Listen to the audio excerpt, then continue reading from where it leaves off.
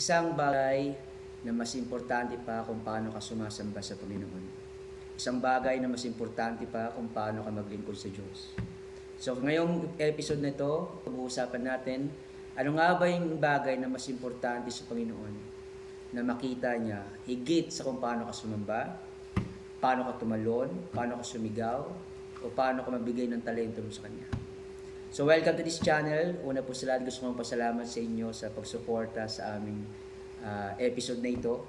And I hope makatulong ang video na ito kung paano nga ba maglingkod sa Panginoon, paano nga ba magbibigay ng papuri at katanggap-tanggap na pagsamba sa Panginoon. So una sa lahat, ang prinsipyo po ng Biblia at prinsipyo ng Panginoon nung siya po ay nabubuhay pa bilang tao. Mababasa natin sa kanyang mga salita. One of them is Matthew chapter 18. We can say the most valuable lesson at pagpapahalaga ng Panginoong Hesus nang siya'y nabuhay bilang tao ay ang relasyon ng tao sa kapwa niya tao. We can say the principle of the Bible that relationship is better than worship. That's the only thing na mas importante sa Panginoon kung kukumpara sa kung paano sumasamba ang tao sa Kanya. For this episode, pag-usapan po natin paano nga ba natin ayusin ang ating mga relasyon. O ano yung mga tips, ano yung mga pwede natin gawin para ayusin natin yung relasyon natin sa mga kapwa natin mananampalataya, sa mga kapwa sa mga kaibigan natin, sa leaders, fellow Christians. So paano nga ba? So this episode, I will give you at least 3 things na pwede mong gawin para ma-reconcile mo ang iyong relasyon sa kapwa mo, Kristiyano, or even sa mga unbelievers. Number 1, confronting someone. So, sa Panginoong Hesus po, since mas importante sa Kanya ang relasyon ng tao sa kapwa niya tao, higit sa kung paano sumamba ang tao sa Diyos, ay gusto ng Panginoon na ikaw ay ayusin mo yung relasyon mo sa kapwa mo. Alam niyo po, sa mundo na ginagalawan natin, ang prinsipyo ng tao ay ganito. Kung sino ang nagkasala, siyang unang lumapit sa ginawa niya ng kasalanan. Pero sa Biblia po iba.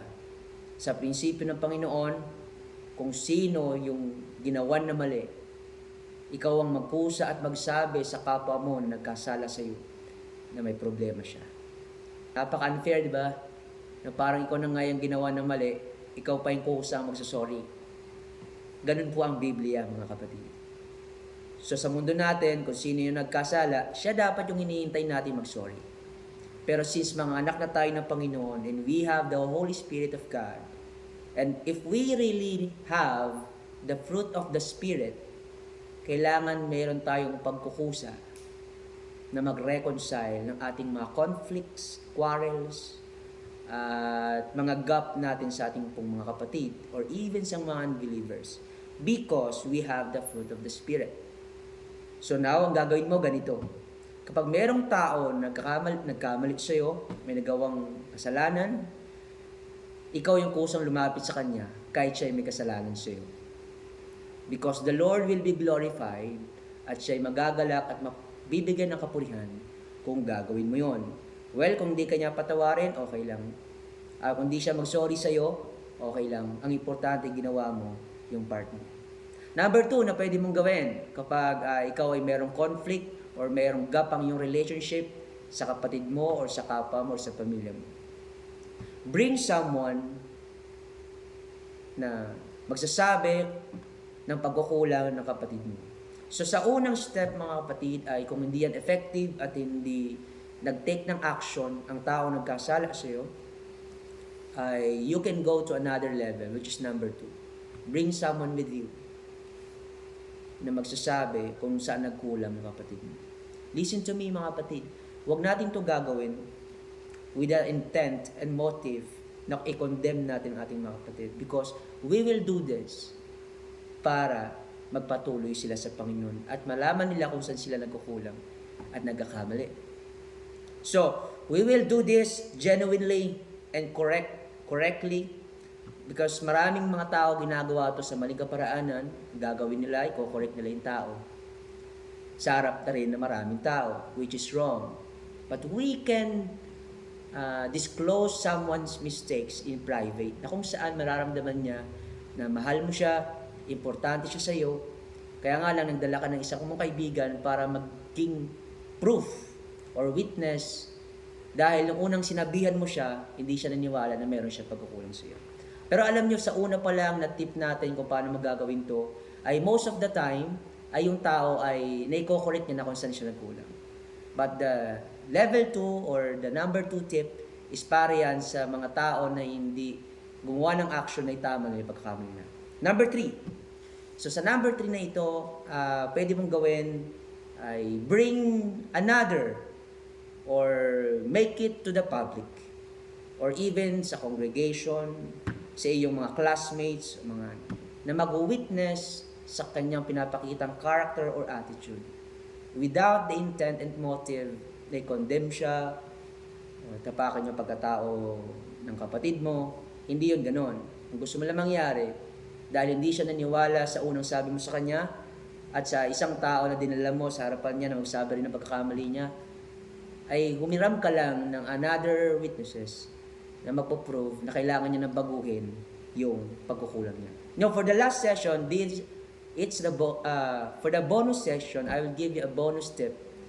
I can call it na nakuha ko sa libro na nakuha ko sa podcast ni Simon Sinek, na sinasabi niya how to confront someone effectively, because in Matthew chapter 18, it is the Lord's will for us as a Christians na kapag may pagkukulang yung kapatid mo, ay ikaw yung kusang lumapit sa kanya. Sabi ni Simon Sinek, he gave an acronym na FBI. So hindi mahirap kalimutan. You can write it down, FBI. The F stands for feelings, the B stands for behavior, and the I stands for impact. First, share your feelings. Alam mo, brother, sister, nasaktan ako nung ginawa mo to. Yung may sinabi ka na ganitong parte, nasaktan ako doon. And second, share his behavior or her behavior. Kasi nung sinabi mo yung ganito, pinakita mo na ganitong character or attitude, doon ako nasaktan. And the last one, the third part, is the impact. And tell them directly and honestly.